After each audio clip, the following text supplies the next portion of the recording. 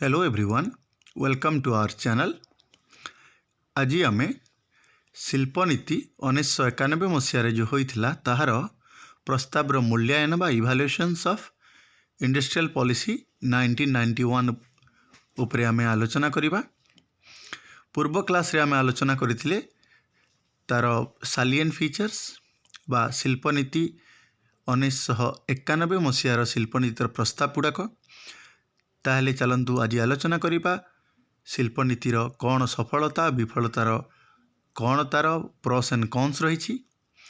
तो ये मु आउ थे सूचाई रखुछु जो मैंने ये पर्यंत चैनल को सब्सक्राइब करी नाहंती चैनल को सब्सक्राइब करके बेल नोटिफिकेशन को ऑन कर दियंतु, जहाँ फल कि आपण आम चैनल समस्त वीडियो आपण माने प्रथमे देखिपारे। ताले चलंतु आलोचना करिबा जो 1991 मसीह जो शिल्पनीति प्रस्तावटा घोषणा कराइला पाखापाखि एबे 25 वर्ष नुह पाखापाखि 30 वर्ष अतिक्रांत हो जाए 2020 को जो देखा तो जहाँ फल कि ताहार सफलता एवं विफलता को मूल्यांकन करने समाचीन बा यथार्थ मन हुए। प्रथमे आलोचना करवा 1991 मसीह जो शिल्पनीति होता तार सफलता गुड़ाक कौन थी। तो देश रे जो शिल्प विकास रे पारंपरिक शिल्प गुड़ाकर अभिवृद्धि स्वल्प हैला बेले पुंजीभित्तिक आधुनिक शिल्प माने आशाजनक भाव में प्रगति हासिल करें। अर्थात जो आमर पारंपरिक जो शिल्प गुड़ाक थिला माने कुटीर शिल्प थिला ताहार जी अभिवृद्धि होइतिला ताहा तुलना रे जो पुंजीभित्तिक बा कैपिटल इंटेंसिव मॉडर्न इंडस्ट्री गुड़ाकर ताहार इम्प्रूवमेंट बा ताहार डेवलपमेंट बहुत प्रोग्रेसिव मात्रा रे होइतिला। तो कंपेयर टू आमर जो पारंपरिक शिल्प गुड़ाक थिला ता अपेक्षा आमर जो आधुनिक शिल्प गुड़ाक आशान्वित भाव में बा आशाजनक भाव में ताहार परफॉर्मेंस बा सफलता हासिल करथिला। जहाँ फल कि कौन है जो पूर्वर जो आमर असुविधा थिला जेमती खनि उत्तोलन रासायनिक शिल्प एवं तैल उत्पादनकारी जो शिल्प गुड़ाकर बहुत मात्रा रे संतोषजनक तार परफॉर्मेंस होता। तो वर्तमान भारत वर्ष रे जो आम यंत्रांश गुड़ाकर जो रप्तानी क्षेत्र में एक शक्तिशाली प्रतियोगी भाव में विश्व बजार मुंड टेकुची। किंतु पूर्वर आम देखी जितेबाला आम 1956 डिस्कसन करूला शिल्पनीति से समय जानूला जे शिल्पनीति क्षेत्र में आम यंत्रांश गुड़ाकर तार जो आम आमदानी करुले माने विदेश रू आम आमदानी करुले, जहाँ फल कि 1991 शिल्पनीति फल आम विश्व बजार रे से पर्टिकुलरली मेकानिकल इंजीनियर बा मेकानिकल इंडस्ट्रीज क्षेत्र में आम बहुत गुड़े आशान्वित भाव में आम बहुत गुड़े सफलता हासिल करी। द्वितीय जिनसटी हूँ जो बेसरकारी शिल्प सरकारी शिल्प अपेक्षा भल प्रदर्शन कर माने जो प्राइवेट सेक्टर जो आम एलपीजी जो कॉन्सेप्ट आसला प्राइवेट इंडस्ट्री को जमती मार्केट को आम एलाउ करे, जहाँ फल कि बेसरकारी शिल्प गुड़ाकर परफॉर्मेंस बा शिल्प गुड़ाकर तार फल आशान्वित भाव में अत्यंत संतोषजनक थिला।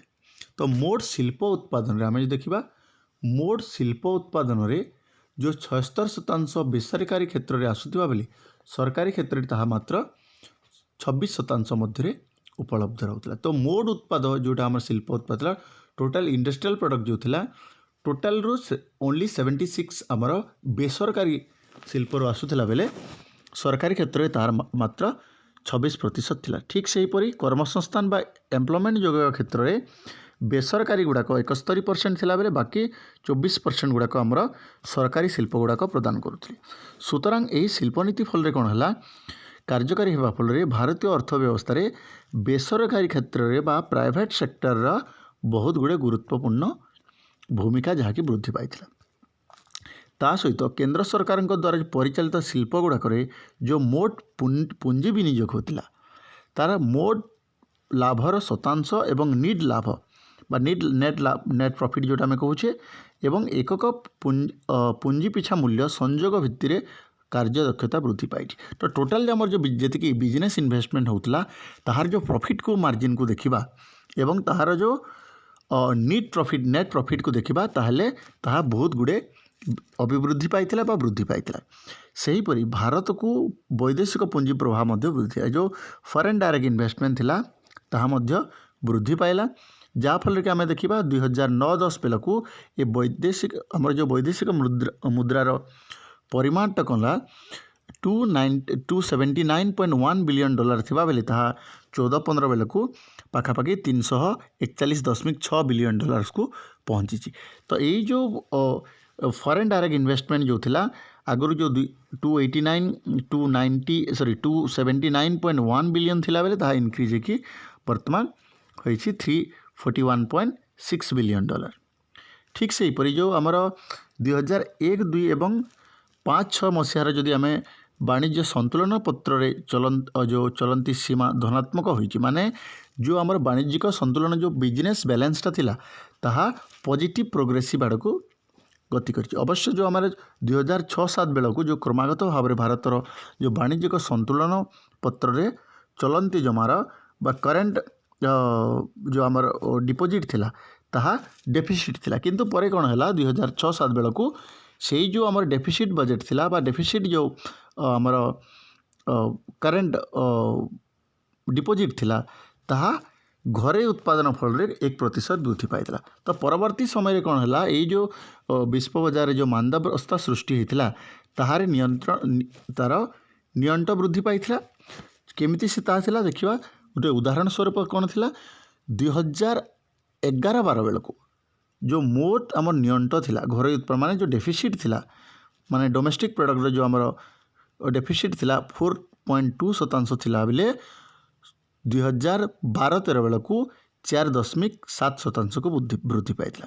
କିନ୍ତୁ ପରବର୍ତ୍ତୀ ସମୟରେ କ'ଣ ହେଲା, ଯେତେବେଳେ 2013-14ର ଆମେ ଡାଟା ଦେଖିବା ତାହା 1.7%କୁ ହ୍ରାସ ପାଇଥିଲେ ହେଁ ପୁଣି 2014-15 ବେଳକୁ 1.9%କୁ ବୃଦ୍ଧି ପାଇଥିଲା। ତାହା ମାନେ ହେଉଛି ଆମର ଯେଉଁ ଡେଫିସିଟ୍ର ଯେଉଁ ଥିଲା ଆମର ଯେତିକି ଡେଫିସିଟ୍ ବା ଘରୋଇ ନିଅଣ୍ଟ ଯେଉଁ ଥିଲା ତାହା ସବୁବେଳେ ଫ୍ଲକ୍ଚୁଏଟେଡ୍ ମାତ୍ରାରେ ବୃଦ୍ଧି ପାଇଛି ତ କେତେବେଳେ ହ୍ରାସ ପାଇଛି। ଅନ୍ୟଟି ହେଲା 1991 ମସିହାରେ ଯେଉଁ ଶିଳ୍ପନୀତି କାର୍ଯ୍ୟକାରୀ ହେବା ପରଠାରୁ ଭାରତରେ ମୋଟ ଘରୋଇ ଉତ୍ପାଦନ ବାର୍ଷିକ ଅଭିବୃଦ୍ଧି ହାରରେ ଉଲ୍ଲେଖନୀୟ ଉନ୍ନତି ଘଟିଛି। ତାମାନେ ହେଉଛି ଯେଉଁ ଟୋଟାଲ ମୋଟ ଆମର ଯେଉଁ ଗ୍ରସ୍ ଡୋମେଷ୍ଟିକ୍ ପ୍ରଡ଼କ୍ଟ ଯେଉଁ ଥିଲା 1991 ଶିଳ୍ପନୀତିର କାର୍ଯ୍ୟକାରୀ ହେବା ଫଳରେ ଆମର ଯେଉଁ ଟୋଟାଲ ଗ୍ରସ୍ ଡୋମେଷ୍ଟିକ୍ ପ୍ରଡ଼କ୍ଟରେ ବହୁତ ଗୁଡ଼ିଏ ଇମ୍ପ୍ରୁଭମେଣ୍ଟ ଆସିଛି। ଠିକ୍ ସେହିପରି ଯେଉଁ ମୁଣ୍ଡ ପିଛା ଆୟରେ ମଧ୍ୟ ଆମର ଇମ୍ପ୍ରୁଭମେଣ୍ଟ ବା ବୃଦ୍ଧି ଘଟିଛି। ଯେମିତିକି 2011-12 ବେଳକୁ ଯେଉଁ ମୁଣ୍ଡ ପିଛା ଆମର ଥିଲା 64,316 ଟଙ୍କା ଥିଲାବେଳେ 64,316 ଟଙ୍କା ଥିଲାବେଳେ 2014-15 ବେଳକୁ ତାହା 88,533 ଟଙ୍କାକୁ ବୃଦ୍ଧି ପାଇଛି। ତ ହାରାହାରି ଭାବରେ ଆମେ ଯଦି ଦେଖିବା ଏଥିରେ ପାଖାପାଖି 24,000 ଟଙ୍କା ଆମର ଯେଉଁ ମୁଣ୍ଡ ପିଛା ଆୟରେ ଇନକ୍ରିଜ୍ ହୋଇଛି। ଠିକ୍ ସେହିପରି 2012-13 ବେଳକୁ ଆଧାରରେ ଯଦି ଦେଖିବା ତାହା ମୁଣ୍ଡ ପିଛା ଆୟରେ କ'ଣ ହୋଇଛି, ଯଥାକ୍ରମେ ଯଦି ଦେଖିବା 11-12କୁ 13-14 ଏବଂ 14-15ର ତାର ଯଦି 3 ଫାଇନାନ୍ସିଆଲ ଇୟରକୁ ଦେଖିବା ତାର ଇମ୍ପ୍ରୁଭମେଣ୍ଟ ଯେଉଁଟା ଆମର ହୋଇଛି ଆମର ଯେଉଁ ମୁଣ୍ଡ ପିଛା ଆୟରେ 3.2, 5.4 ଏବଂ 4.1% ହୋଇଛି। ମାନେ ଇମ୍ପ୍ରୁଭମେଣ୍ଟ ଯେଉଁଟା ହେଇଛି 3.2 and 5.4 and 4.1% ଇନକ୍ରିମେଣ୍ଟାଲ ହୋଇଛି। ତ ଏଇ ଯେଉଁ ଥିଲା ସତ୍ତ୍ୱେ ଏଇ ଯେଉଁ ସଫଳତା ଆମେ ଲାଭ କଲା ପରେ ମଧ୍ୟ 1991 ଯେଉଁ ଶିଳ୍ପନୀତି ଥିଲା ତାହାର ବହୁତ ଗୁଡ଼ିଏ ମଧ୍ୟ ବିଫଳତା ବା ଡିସଆଡ଼ଭାଣ୍ଟେଜ୍ ଥିଲା। ସେଗୁଡ଼ାକ କ'ଣ କ'ଣ? ପ୍ରଥମଟି ହେଉଛି ଯେଉଁ ଦେଶରେ ଶିଳ୍ପ ଉତ୍ପାଦନ ଯେତିକି ହାରରେ ହେବା କଥା ସେତିକି ହୋଇପାରିନି। ଯଦି ବି ଆମେ ଟୋଟାଲ ଆମର ଇଣ୍ଡଷ୍ଟ୍ରିଆଲ କଣ୍ଟ୍ରିବ୍ୟୁସନ୍ସଟା ବଢ଼ି ଚାଲିଛି, କିନ୍ତୁ ଯେଉଁ ମାତ୍ରାରେ ଯେଉଁ ଆମେ ଆଶା ରଖାଯାଇଥିଲା ବା ଏକ୍ସପେକ୍ଟେସନ୍ ରଖାଯାଇଥିଲା ତାହା ତୁଳନାରେ ଏଇ ହାରଟା ବହୁତ କମ୍। କେମିତି? ଆମେ ଯଦି ଦେଖିବା 1980-81 ବେଳର ଯେଉଁ ଡାଟା ଯଦି ଦେଖିବା 80-81 ଏବଂ 90-91 ମସିହା ବେଳକୁ ଡାଟା ଯଦି କମ୍ପାରିଜନ୍ କରିବା ତାହାରେ କ'ଣ ହୋଇଛି, ହାରାହାରି ଅଭିବୃଦ୍ଧି 7.8% ଥିଲାବେଳେ 93-94କୁ ଯଦି ଦେଖିବା ଏବଂ 2004-05କୁ ଦେଖିବା ତାହା 7.6କୁ ହ୍ରାସ ପାଇଛି। ତ ଏଇ ଯେଉଁ ଡିକେଟ୍ ଥିଲା 1980-81ରୁ 1990-91 ପର୍ଯ୍ୟନ୍ତ ଯେଉଁ ଅଭିବୃଦ୍ଧି ଥିଲା 7.6 ଥିଲା, କିନ୍ତୁ ପରେ ପରେ ଯାହା ହେଲା तार अभिवृद्धि जो है ताहा डिक्रीज होगा लगे 7.8 रु 6.7 को। ठीक से हीपरी 2009-10 बेला को यार केते वृद्धि पाइला 8.3 थिला बेले पुणी 9-10 बेला को ताहा डिक्रीज होगी 3.6% को ह्रास पाइला एवं 2011-12 मसीह आहरी ह्रास पाई बर्तमान 2.1% पहुँची। माने आमर जदि टोटाल जी कंट्रीब्यूशंस रही उत्पादन आमर जी इंडस्ट्रियल प्रोडक्ट जी प्रोडक्शन होची जदि भी बढ़ुला बेले किंतु तार जो हाराहारी जोटा वृद्धि होगा कथा ता सठिक भाव में वृद्धि हो पारनी जहाँफल कौन हो देशर द्रव्यर हाराहारी दाम वृद्धि हो जो आम इनफ्लेशन कथा कहुच्छी इंडस्ट्री गुड़ाकर परफॉर्मेंस एत भल ना बहुत गुड़े दरदाम वृद्धि होती। ठीक से हीपरी देशर स्वाधीनता प्राप्ति पर केते अल्प केतेक वर्ष जमी 2001 रु 2002 एवं 2004 रु 2005 को बाद देला परे देशर अन्य वर्ष मानकरे देशर वाणिज्यिक संतुलन पत्र रे चलंती जमार नियंट होईची।